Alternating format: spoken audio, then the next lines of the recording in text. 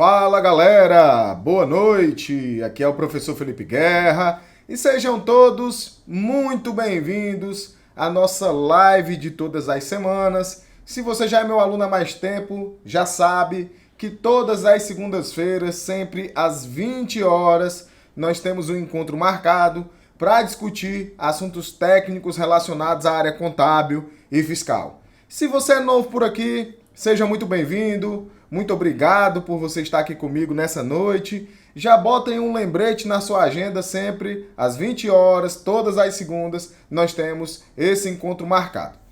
E hoje nós vamos falar de um assunto bem atual. Nós vamos falar sobre distribuição de lucros.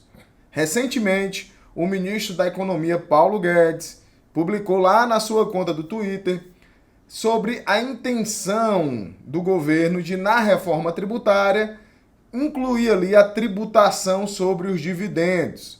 Então, muita gente me mandou mensagem: professor, o que você acha disso? Como é que isso funciona? Então eu decidi fazer essa live, decidi que também gravei um vídeo do Projeto 300, que vai ao ar hoje às 10h30 da noite, falando também sobre esse tema, sobre esse assunto. Então, é um assunto bem atual, um tema bem bacana. Então, vamos lá, vamos discutir aqui sobre o aspecto contábil, sobre o aspecto tributário, como que funciona a distribuição de lucros, tá? Então, mais uma vez, muito obrigado por você estar aqui comigo e vamos ao nosso conteúdo, tá? Mas antes de nós começarmos, eu vou dar um tempinho aí, como sempre faço, 5 segundos rapidinho, para que você pegue papel e caneta e possa anotar todas as informações que eu vou te passar agora. Eu queria também já pedir para você compartilhar, clicar aqui no botão no Instagram de compartilhar essa live com seus colegas de trabalho, com os colegas de faculdade, com o pessoal da área contábil e tributária, para que eles possam acompanhar esse nosso momento, acompanhar essa nossa transmissão e ficar por dentro também desse assunto, tá? Então vai lá, compartilha, que eu aguardo aqui rapidinho, é o tempo que você também pega aí o papel e caneta, tá?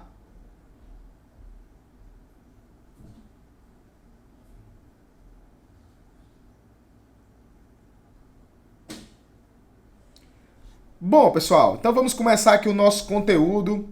Esse conteúdo hoje vai ser bem técnico contábil, tá? Então, eu acredito que vai ser bem bacana a gente fazer alguns cálculos juntos, algumas coisas bem práticas, tá?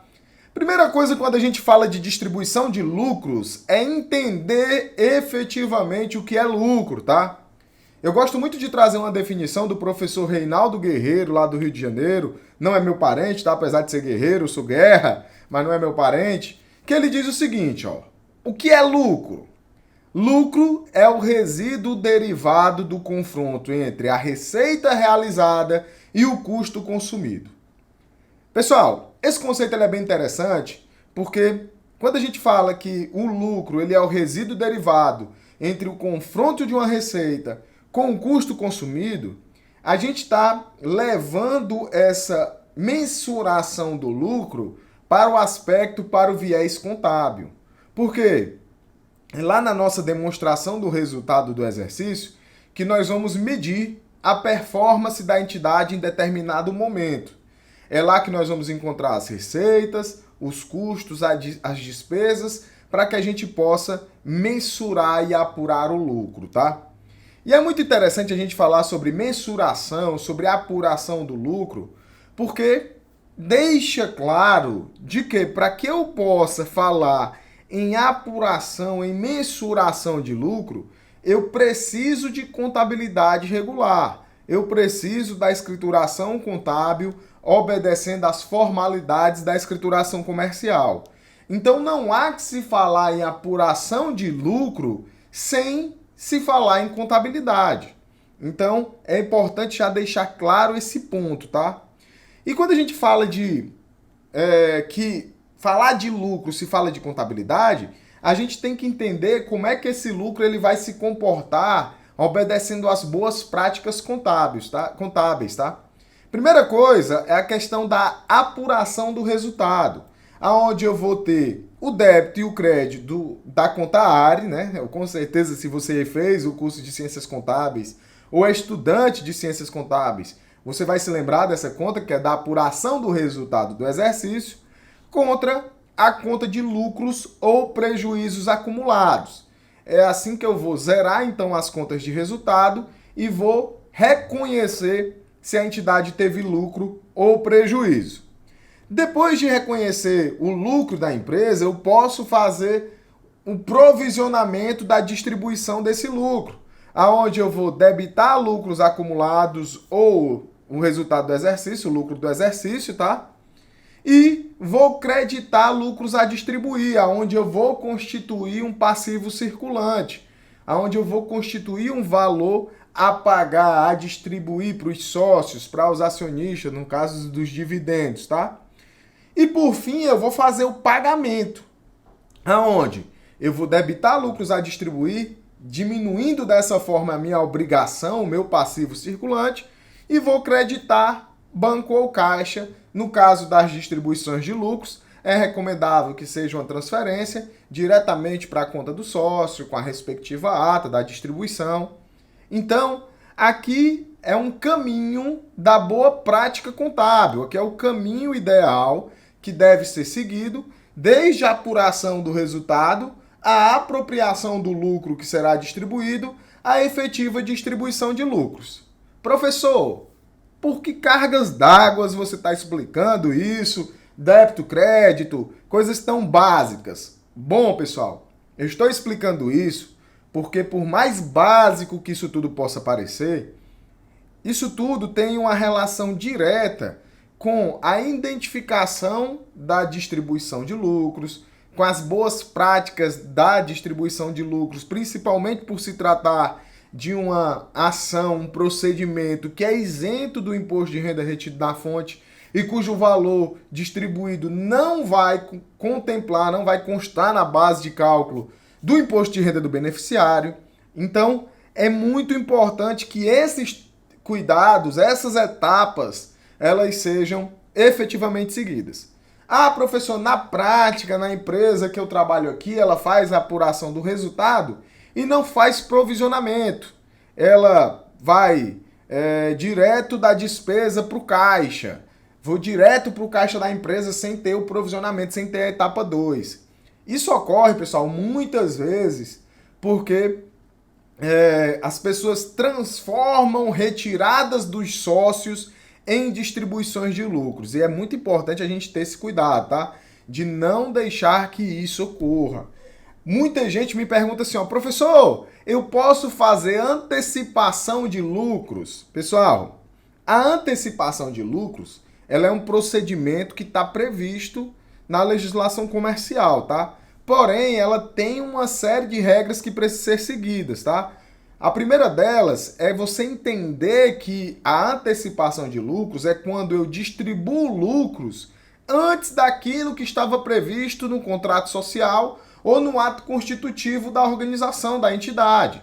Então, por exemplo, vamos supor que nós temos uma empresa cujo contrato social diz que, ao término do exercício social, a administração fará elaborar as demonstrações contábeis e vai promover, com base no resultado, a distribuição de lucros proporcional às cotas de capital de cada um dos sócios. Beleza. Então percebam que o contrato social estabeleceu um momento onde a distribuição de lucros seria feita. Seria ao término do exercício social. Só que vamos imaginar que os sócios, em comum acordo, a entidade, chega à conclusão de que eles querem fazer uma distribuição de lucros antes do término do exercício social. Professor, eu posso fazer isso? Pode, desde que os sócios estejam em comum acordo, exista a previsão também no contrato social e que eles possam elaborar ali a ata dessa distribuição, mas o mais importante de tudo é que essa distribuição não é antes da apuração do resultado. Na verdade, já existe um resultado. Essa apuração ela precisa ser suportada por um lucro acumulado. Porque se eu não tiver lucro acumulado ou lucro no exercício que suporte aquela distribuição de lucros, eu estou fazendo um procedimento incorreto e essa distribuição pode ser considerada para fins tributários como um prolabore disfarçado. E faz total sentido, pessoal, porque como é que eu posso distribuir lucros se eu não apurei resultado e se eu não tinha lucro? Não faz sentido. A gente já viu o conceito de lucro, que é o resultado do confronto de receitas e custos. Mas se nesse confronto os custos são maiores do que as receitas, eu tenho um prejuízo. Eu não tenho um lucro a distribuir, então não posso falar de distribuição de lucros. Então, muito cuidado nesses quesitos relacionados à formalização da distribuição de lucros, tá? Outra pergunta que também é muito frequente que me fazem é o seguinte: professor, eu posso fazer a distribuição desproporcional de lucros? O que seria essa distribuição desproporcional?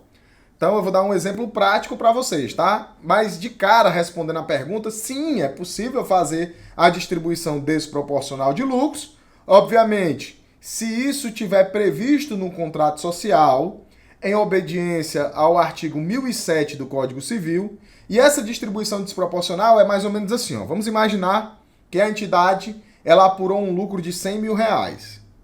E essa entidade ela tem dois sócios. Ela tem o sócio João Cardoso, que tem 40% das cotas de capital. E nós temos o sócio Pedro de Souza, que tem 60% das cotas de capital. Então, numa distribuição proporcional dos lucros, eu tenho que distribuir 40% para o sócio João Cardoso e 60% para o sócio Pedro de Souza. No entanto, se houver a previsão no contrato social dessa distribuição desproporcional, a gente pode fazer uma distribuição 80% para o João Cardoso e 20% para o Pedro de Souza. Não há problema. Desde que, primeiro, exista a previsão no contrato social e, segundo, que a gente faça a elaboração da respectiva ata dessa distribuição. Então, eu preciso obedecer às formalidades que estão previstas tanto na legislação comercial e societária, como também na legislação tributária, tá, pessoal? Vamos imaginar aqui a questão do lucro real, tá? Vamos imaginar, agora eu vou entrar em aspectos práticos das modalidades de tributação e do que diz respeito também à distribuição de lucros. Vamos aqui imaginar uma empresa do lucro real que teve uma receita de R$1 milhão, tá? Eu estou diminuindo dessa receita custos e despesas de R$600 mil. Então, nós estamos chegando num lucro contábil para distribuição para os sócios de R$400 mil. Esse lucro ele pode ser sem a incidência do imposto de renda retido na fonte. Obviamente que eu tenho uma contabilidade regular, eu mantenho uma escrituração contábil, obedecendo todas as disposições da legislação comercial, e eu posso fazer essa distribuição dos R$400 mil para os sócios sem a incidência do imposto de renda retido na fonte. Só que é muito importante, pessoal, a gente ter em mente que existe uma diferença entre o lucro societário e o lucro fiscal, o lucro tributário, inclusive nas empresas tributadas pelo lucro real. Então eu vou dar um exemplo aqui para vocês, tá? Um exemplo prático. Vamos imaginar aqui essa empresa, tá?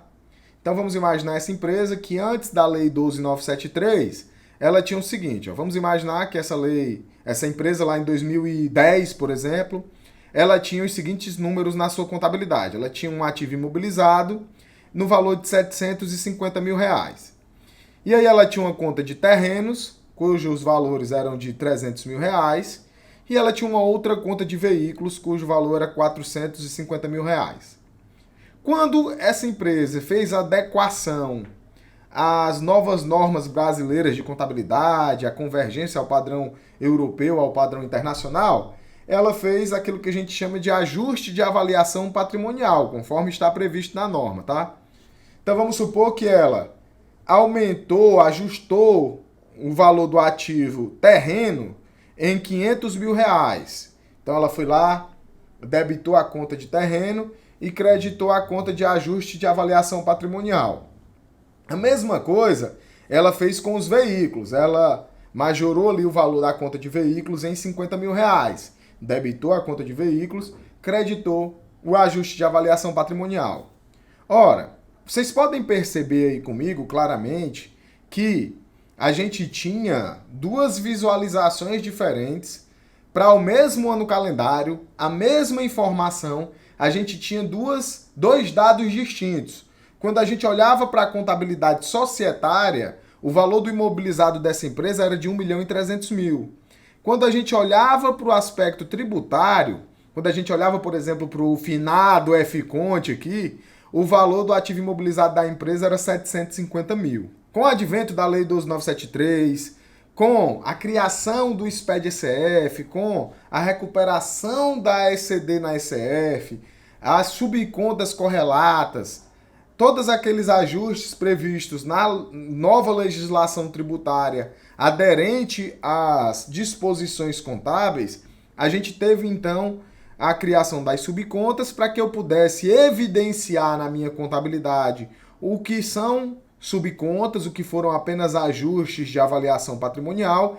Então percebam, eu abri novas contas no meu plano de contas, novos níveis de contas, aonde eu levei aquele ajuste de avaliação patrimonial para dentro dessa subconta. E dessa forma, quando eu bato o olho hoje no meu SPED contábil, quando eu bato o olho no meu SPED ECF, eu consigo visualizar claramente quanto que é o valor do meu ativo baseado e mensurado pelo custo histórico e quanto que é o valor do meu ativo já baseado e mensurado com as novas normas brasileiras de contabilidade. Só que, como vocês podem perceber, antes disso, a gente tinha uma diferença que poderia comprometer o resultado da empresa entre aquilo que era fiscal e aquilo que era efetivamente contábil, tá? Quando a gente vai para uma empresa do lucro presumido, é importante a gente já deixar claro de cara que toda empresa do lucro presumido, obedecendo à legislação societária, obedecendo à legislação comercial, ela está obrigada à manutenção da escrituração contábil regular, tá, pessoal? Ponto final, não há discussão. A legislação societária é clara, a legislação comercial é clara. A empresa está obrigada a manter escrituração contábil regular.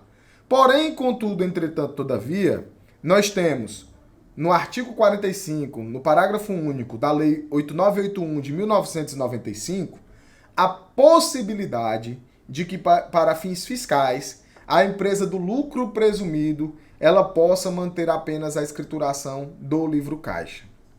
Essa possibilidade faz com que a empresa do lucro presumido ela fique limitada no quesito distribuição de lucros. Ora, se eu não tenho lucro mensurado, não há que se falar em distribuição de lucros. Porém, contudo, entretanto, todavia, existe uma possibilidade que é fazer a distribuição de lucros com base no próprio lucro que foi presumido.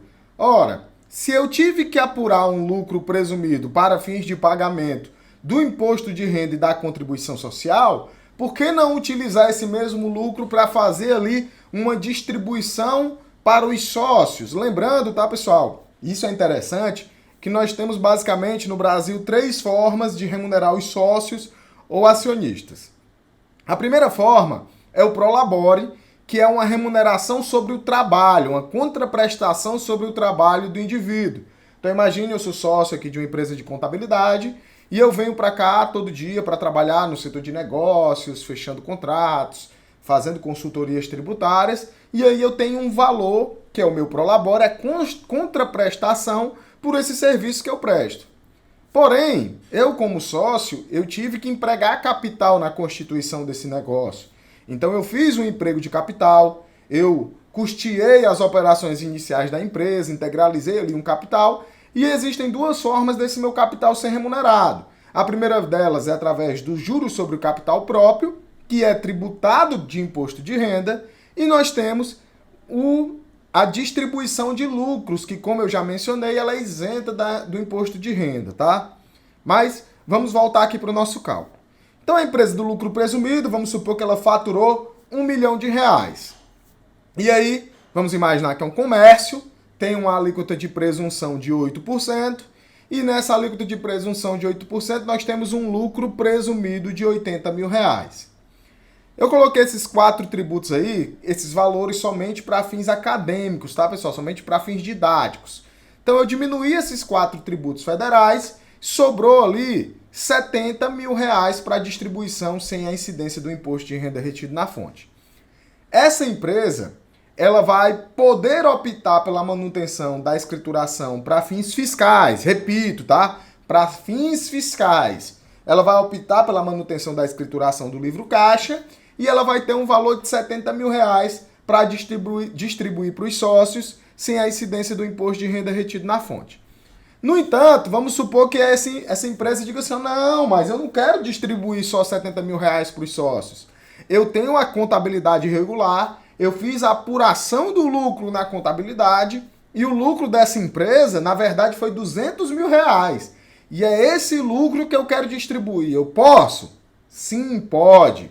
Se você tem contabilidade regular para comprovar o valor da apuração do lucro, a mensuração do lucro, como eu mencionei anteriormente, e vai justificar o valor que você está distribuindo, você pode sim distribuir um valor acima daquele que foi calculado sobre a base fiscal e tributária, tá? Lembrando que aí a gente entra em regrinha lá de envio do SPED contábil, a gente tem inclusive no canal do YouTube e aqui também no IGTV e no Instagram uma live que fala somente sobre o SPED contábil, tá? E eu também vou fazer, já na próxima semana, uma live sobre os tipos de SPED ECF, que são vários os tipos possíveis, tá? Só para o lucro presumido nós temos 4 tipos possíveis. Nós temos a empresa do lucro presumido, e aqui eu vou falar 4 tipos de ECF para a empresa do lucro presumido, tá? Tipo de escrituração livro caixa, com regime de reconhecimento das receitas pelo caixa e cujo faturamento foi abaixo de 1.200.000. Nós temos o tipo de escrituração livro caixa, regime de reconhecimento das receitas pelo caixa e o faturamento acima de 1.200.000. Já são 2 ECFs diferentes, tá? Nós temos a terceira hipótese. Tipo de escrituração livro caixa com regime de reconhecimento das receitas por competência, tá? E aí nós temos aquela que tem regime de reconhecimento das receitas e faturamento abaixo de 1.200.000. Tipo de escrituração livro caixa, regime de reconhecimento das receitas por competência e faturamento acima de 1.200.000 reais. Então nós já temos 4 tipos aqui. E tipo de escrituração contábil. Então 5 tipos de SPED ECF para as empresas tributadas pelo lucro presumido. Então, na próxima segunda-feira, a nossa live vai ser sobre os tipos de SPED ECF e eu vou detalhar todos eles, lucro presumido, entidade imune, isenta, lucro real, enfim, todos os tipos nós vamos falar na próxima segunda. Bom, voltando aqui. Então essa é a questão da distribuição de lucros para o lucro presumido. Nós temos também a possibilidade da distribuição de lucros pelas empresas optantes pelo Simples Nacional, tá? Como é que vai se dar? Vamos supor que nós temos aí uma empresa optante pelo Simples Nacional, cujo faturamento dessa empresa no ano calendário foi de R$1 milhão. Vamos supor que se trata de uma empresa comercial. O que é que eu vou fazer se eu não tiver a contabilidade regular? Mais uma vez, vou voltar a repetir, vou bater nessa tecla, até deixo aqui o meu desabafo, bato nessa tecla, porque trabalhar com internet é difícil, tá, pessoal? É difícil. Faz tempo que eu tava pensando em fazer esse desabafo, porque a gente produz aqui uma enxurrada de conteúdos gratuitos. Todas as semanas são mais de 10 vídeos curtos, 2 aulas, mas o pessoal na internet reclama e reclama muito. Então reclama que o vídeo não abordou o assunto que ele quis, reclama que acha que o conteúdo não foi com a profundidade que ele queria. Tem muita gente que fala bem, obviamente, mas parece que as pessoas que gostam de elogiar, de falar bem, são uma minoria perto das pessoas que gostam de falar mal. Então, é difícil manter essa questão dessa constância no quesito internet, mas a gente está aqui forte, mantendo o nosso trabalho, tá? Pois bem, a empresa do Simples Nacional, vamos supor que se trata de um comércio e ela teve ali um faturamento de R$1 milhão. Vamos supor que ela não tenha contabilidade regular. Lembrando que para fins comerciais, societários, ela é obrigada a manter escrituração contábil regular. O Código Civil diz que está dispensado somente o microempreendedor individual. Então a empresa do Simples Nacional está obrigada. Só que nós sabemos que para fins fiscais, para fins de fiscalização da Receita Federal do Brasil, ela pode manter somente a escrituração do livro caixa.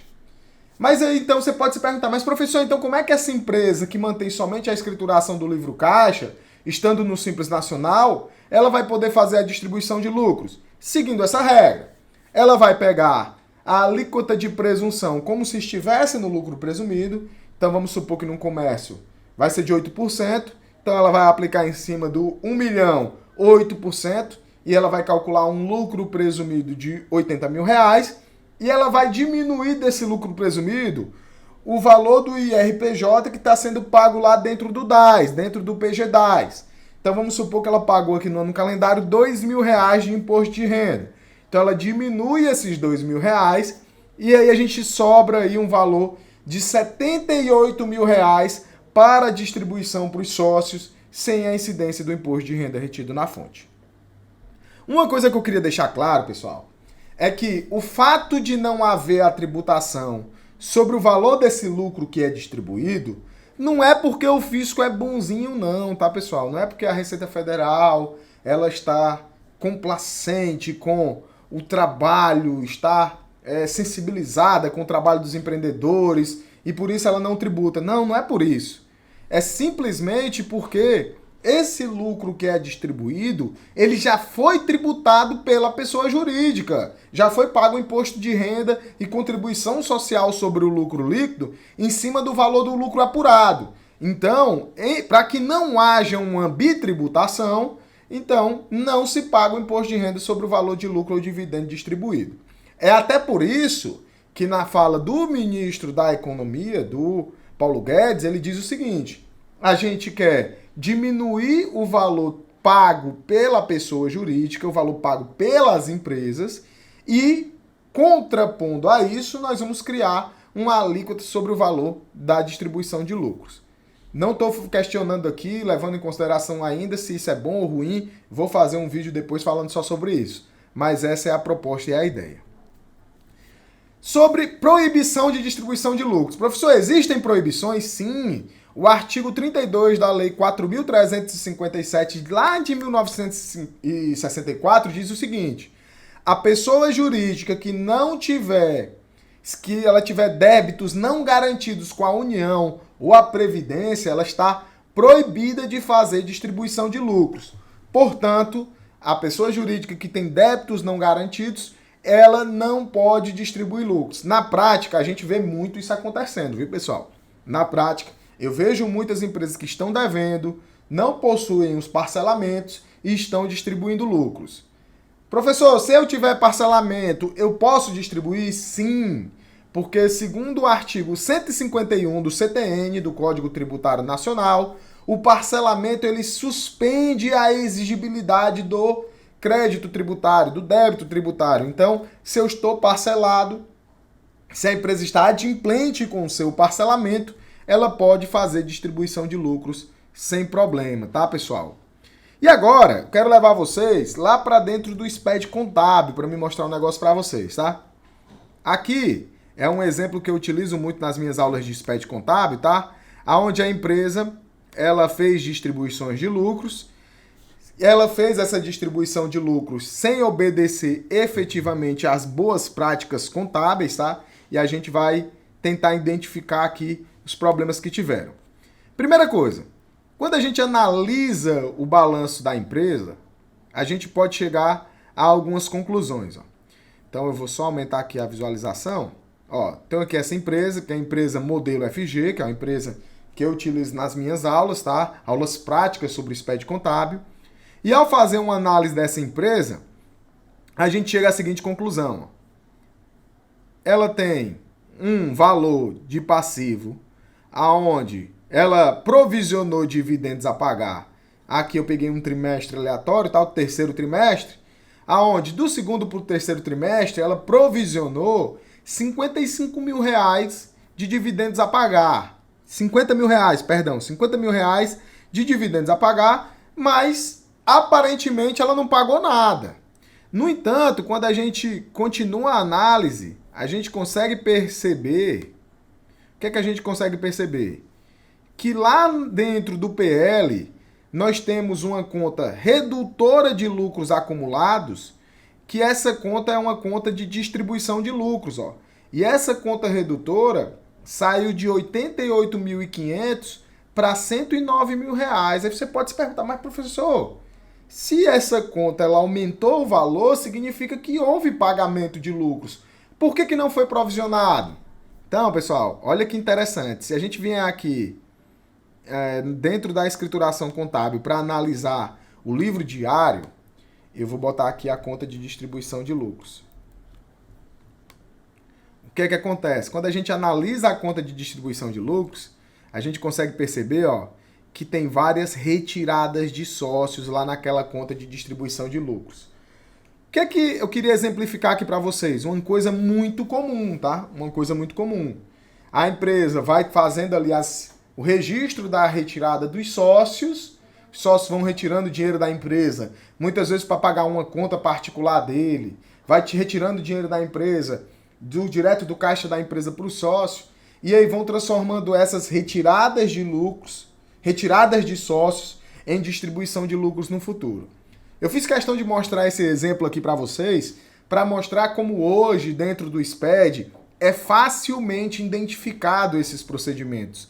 E por não obedecer às boas práticas contábeis, provisionamento, pagamento, como eu mostrei lá no início, essa distribuição de lucros a partir dessa retirada de sócio pode ser glosada e pode ser considerada pelo fisco como prolabore disfarçado, tá? Pessoal, esse exemplo prático aqui da empresa Modelo FG é um exemplo que eu utilizo no nosso curso de formação SPED, tá? E eu queria, inclusive, convidar você que vai fazer SPED ECF, que vai fazer SPED Contábil esse ano, a conhecer esse curso de formação SPED 2.0, tá? Ele é um curso extremamente prático, onde a gente vai demonstrar ali, utilizando o PVA, utilizando arquivos, utilizando balancetes, balanços, como que você deve fazer o SPED contábil da empresa, como que você deve fazer o SPED CF. Nós vamos tratar também sobre documentos fiscais eletrônicos, nós vamos tratar sobre as escriturações fiscais. Então é um treinamento completíssimo para que você possa dominar o SPED de forma prática e tornar-se um verdadeiro especialista. Então fica aí o meu convite para que você possa conhecer o curso de formação SPED. Vou deixar o link aqui nos comentários, o link na descrição. Me manda aí uma mensagem se você tiver endereço nesse treinamento com o seu número do WhatsApp via direct, que eu vou passar o seu contato para um consultor para que ele possa fazer um preço especial nesse treinamento para você. Beleza? Então é isso, pessoal. Muito obrigado pela companhia de vocês em mais essa live. Um forte abraço e até mais.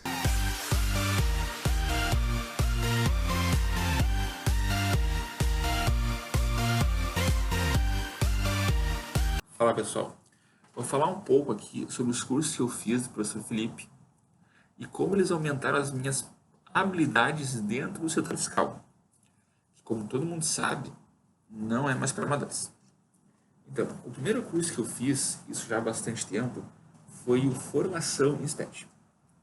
Esse curso ele me carregou de um ponto de insegurança para um ponto de segurança de conhecimento, tanto teórico quanto prático, sobre o universo SPED. Não parei por aí e embarquei no Formação em SPED 2.0. Esse sim foi o meu divisor de águas no mundo do SPED, onde ele me possibilitou sair de um nível executor para um nível supervisor. E ainda consegui até atender clientes fora do meu local de trabalho. Não parei por aí e comecei também o Formação em Analista Fiscal 2.0, que é o curso que eu mais gosto.